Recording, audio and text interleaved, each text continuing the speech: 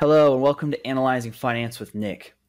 In this video, I'm going to be talking about the real cause of political violence and how income inequality may not be so bad if you have other parts of your society in good shape.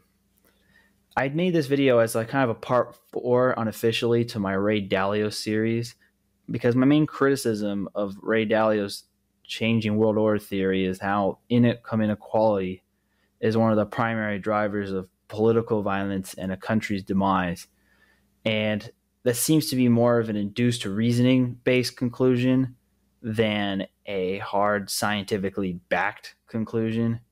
The most notable piece, and several other scholars really have quoted this as the basis for their arguments, was a book called Why Men Rebel, which goes into the fact that people's social resentment towards the upper class is a driver of revolution. It even goes back to more traditional Marxist ideas. But when empirically this idea is put up to test, you actually get a much different conclusion. And there's a recent study that came out just the 30th of May 2022 by the Journal of Conflict Resolution. And what they said, and there's academics Florian van Leeuwen from the Netherlands and Henrikas Bartschewskis from Oslo published this paper that basically debunks the idea that income inequality is the driver of political violence. It's actually poor economic prospects and opportunity that are the driver of political violence and social unrest, not inequality.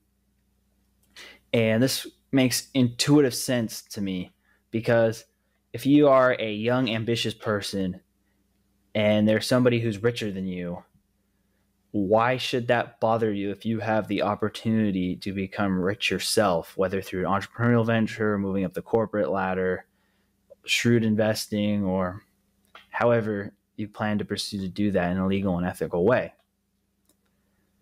The thing that would really create tension is if there is a lack of opportunity to advance.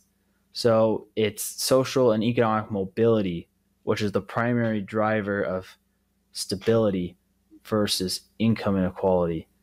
And that's why you see in a lot of countries where, such as the former communist bloc in Eastern Europe, had a lot of political tension, even though everybody in theory was, and I make sure to emphasize in theory here, was equal. The fact that people could not advance on their own merit is what caused a lot of social distrust and anger and required violence to enforce that system. And we see with the study that the Journal of Conflict Resolution did, they went to countries in Africa who've had a history of political violence for the past 50 years, basically the entire post-World War II era, and the ones that offer the fewest opportunities for advancement or the poorest life prospects on an absolute level were the ones that face the most political violence, not relative inequality. And that is kind of the driver of this. And it makes sense. The other example I want to connect to this is studies done on polygamy and violence by the Rational Optimist, who wrote an interesting column in the Times of London about this, where the countries that have the most legal polygamy are same as the countries with the most violence.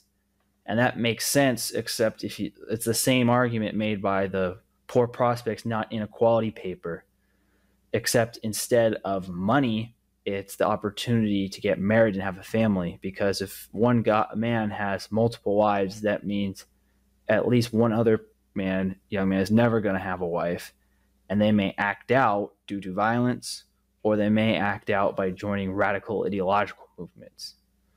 And that is the same thing as on an economic scale, putting a gate or some sort of barrier to entry to prevent economic advancement.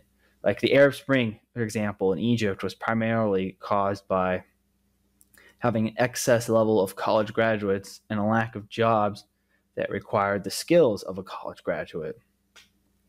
And so if you are a country looking to avoid political violence and tension, it's not about making sure that everybody is on the same economic outcome and that there's massive wealth redistribution. It's to give an avenue for those who wish to advance to do so in a nonviolent and socially healthy way.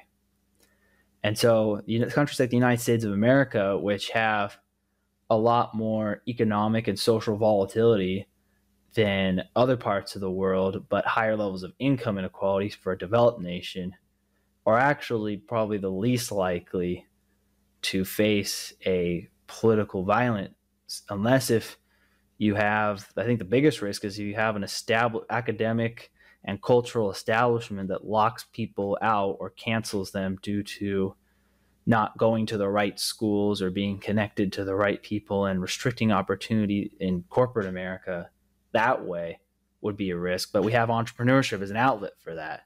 So I don't even think that's really a concern. The countries that have more of a rigid class system, whether covertly or overtly, that you are basically end up in the same place that your parents are, no matter what you do about it, which I'd say is more common on the other side of the Atlantic Ocean, are the countries that have the most risk. Because if you don't leave room for social mobility, you're more likely to try to rely on political change to improve your lot in life. And that is kind of my thoughts on this. The bottom line is that income inequality is not that bad in terms of the decline of society. There are other social issues that generate from income inequality, but income inequality in itself is not a catalyst for the decline of a society. And this research kind of confirms it's more the thing that causes social tension is the restriction of the opportunity to advance in itself.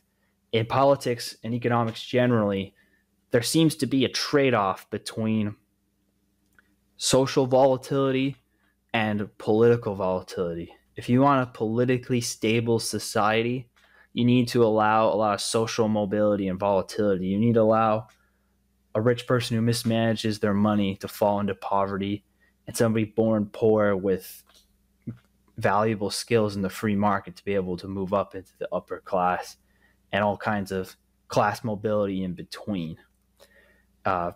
Therefore, people don't need to rely on the government, whether gaining political power for themselves or using the power of the state to redistribute resources as their only chance to get ahead. Like in pre-modern societies, which is the most common, pre-modern saying pre-1776, you had a lot of countries where you had rigid caste systems or peasantry and serfdom and other rigid hierarchies that fixed people in certain classes for life.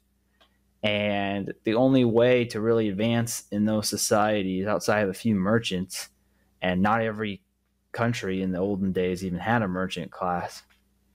And this also explains why, again, the communist countries had to be enforced with an iron fist, was through political revolution.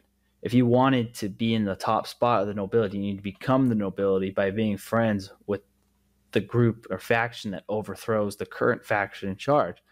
And that's why you saw a lot more regime change and political turnover in the pre-modern era. And as society advances and has allowed more room for social mobility in a free market, relatively freer market economy, you've seen less political volatility in terms of changes in systems of government over time.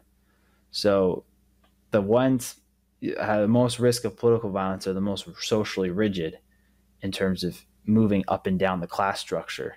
So when we start to see more social rigidity, that is your warning sign. What do you think? Do you think that income inequality is still a problem despite the research that I've cited? Do you think that economic opportunity is not as free moving as I assume it to be? Let me know your comments, and I'd like to hear your feedback in this, and like and subscribe. Thank you for watching, and enjoy your week.